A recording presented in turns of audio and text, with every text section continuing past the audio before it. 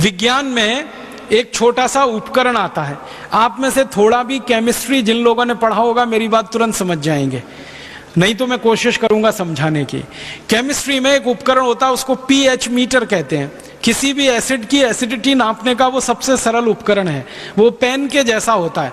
और digital pH meter आजकल ऐसा आता है, उसके बीच में एक मॉनिटर लगा रहता है, उसको जैसे ही आप किसी एसिड में डालो वो तुरंत बता देता है कि इसमें एसिड की मात्रा कितनी है।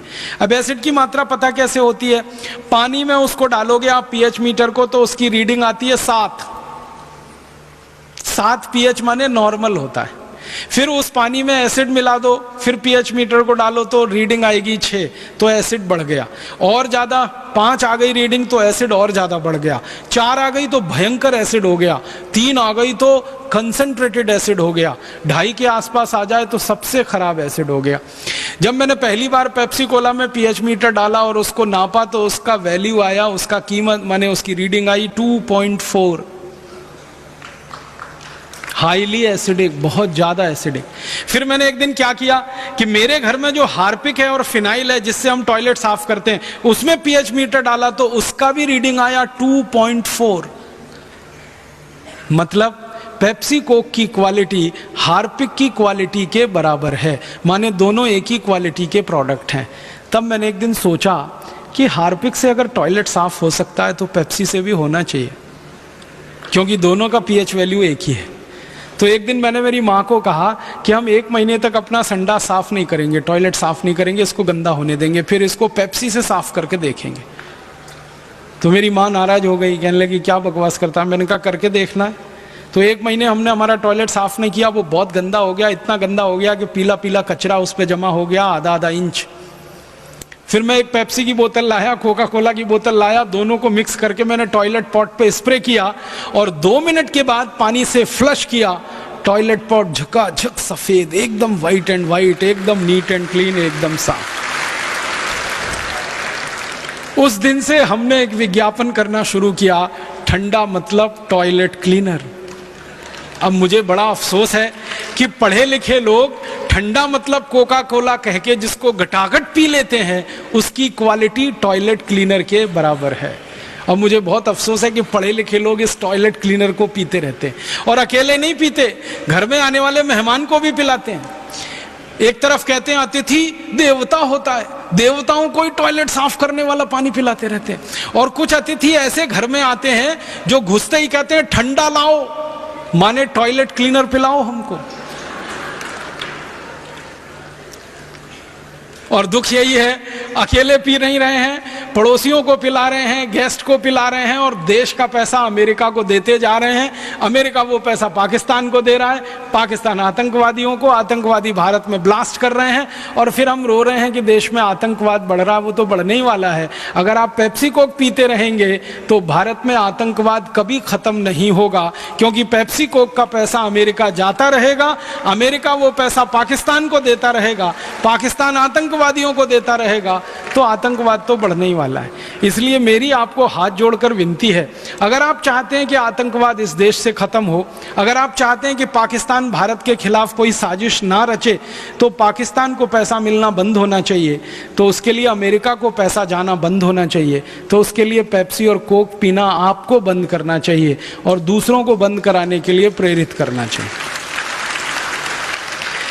जिस दिन आप अपने जीवन में यह संकल्प लेंगे कि हम आज से पेप्सी कोक नहीं पिएंगे और दूसरों को नहीं पीने देंगे, उसी दिन आप संपूर्ण भारतीयता के सिद्धांत का अपने जीवन में पालन करना शुरू कर देंगे। यहां से भारतीयता की शुरुआत होगी। आप बोलेंगे तो पेप्सी कोक नहीं पीना तो क्या पीना? मैं 1-2 और छोटी बातें बताता हूं। मैंने एक बार मेरे व्यक्तिगत जीवन में एक प्रयोग किया था। मेरा एक दांत टूट गया था, वो अभी भी टूटा हुआ है। मैंने वो टूटा हुआ दांत कोका कोला की बोतल में डाल दिया था। 15 दिन में वो पूरा दांत गायब हो गया था। आप जानते हैं मनुष्य का दांत इतनी मजबूत होता है कि वो कभी गायब नहीं हो सकता। किसी व्यक्ति की जब मृत्यु हो जाती है, हम उसके शव का अंतिम संस्कार करते हैं ना, सारा शरीर जल जाता है, दांत किसी के नहीं जलते। किसी व्यक्ति की मृत्यु हो जाए, मुस्लिम पद्धति से उसको जमीन में खड्डा खोद के दफन करें, 10 साल के बाद खड्डे को वापस खोदें तो शरीर नहीं निकलता, सिर्फ दांत निकलते हैं, माने दांत किसी के खत्म नहीं होते। आपने सुना होगा कि करोड़ों साल पहले एक प्राणी हुआ करता था, उसका नाम था डायनासोर। डायनासोर मर गया है, खत्म हो गया है, लेकिन डायनासोर के दांत अभी तक रखे हुए हैं 3.5 करोड़ साल के बाद भी अमेरिका में, म्यूजियम में। माने दांत नहीं मरते, दांत खत्म नहीं होते, लेकिन उस दांत को पेप्सी और कोक में डाल दो तो हमेशा के लिए दांत गल जाते हैं। कितना खतरनाक केमिकल है पेप्सी और कोक में, आप सोचिए। और जब प्रयोगशाला का परीक्षण हमने करवाया तो पता चला पेप्सी और कोक में 14 तरह के रसायन मिलाते हैं। एक है फॉस्फोरिक एसिड, एक है सोडियम मोनोग्लूटामेट, एक है सोडियम बेंजोएट, एक है डाई कैल्शियम फॉस्फेट, फिर एक है ब्रोमिनेटेड वेजिटेबल ऑयल, फिर एक है मिथाइल बेंजीन, फिर एक है मेथिल बेंजोएट। ये सब खतरनाक केमिकल हैं जो कैंसर पैदा करने वाले। दुनिया के वैज्ञानिकों ने यह बात सिद्ध की है कि बार बार पेप्सी और कोक पिएंगे तो कैंसर होने की संभावना है। बार बार पेप्सी कोक पिएंगे तो हड्डियों में ऑस्टियोपोरोसिस और ऑस्टियोपीनिया होने की संभावना है। हड्डियां इतनी कमजोर हो जाएंगी कि कभी भी टूट सकती हैं। बार बार पेप्सी कोक पिएंगे तो मोटापा बढ़ेगा, क्योंकि उसमें हैवी कैलोरी है, बहुत ज्यादा शुगर है। शुगर से भी ज्यादा खतरनाक केमिकल उसमें डालते हैं, उसका नाम है एस्पर्टेम, जो मूत्र नली के कैंसर का सबसे बड़ा कारण है। पहले तो पेप्सी कोक में शुगर मिलाते थे, आजकल एस्पर्टेम डालते हैं जो सीधे मूत्र नली का कैंसर करता है। कई वैज्ञानिकों ने परीक्षण किया है बंदरों पर। आप जानते हैं बंदर मनुष्य के नजदीक होता है, तो बंदरों को पेप्सी पिला के देखा गया, वो पीते नहीं है। जबरदस्ती बंदर को पेप्सी डाला गया इंट्रावीनस इंजेक्शन की मदद से उसके ब्लड में, तो 1.5 से 2 घंटे में पेप्सी डालने के बाद बंदरों की मौत हो गई। बंदर के बारे में कहा जाता है कि जल्दी बीमार नहीं पड़ता, जल्दी मरता नहीं है। उसका ब्लड जो है ना दुनिया में आइडियल माना जाता है, इसलिए आदमी के ब्लड का कंपैरिजन बंदर के ब्लड के साथ किया जाता है। लेकिन पेप्सी कोक पिला दो तो उसका ब्लड भी खराब हो जाता है। इतना खतरनाक पेप्सी कोक है, और हमारे देश के पढ़े लिखे लोग इसको बेस्ट क्वालिटी कहकर पी रहे हैं। देश का हजारों करोड़ रुपए का नुकसान हो रहा है।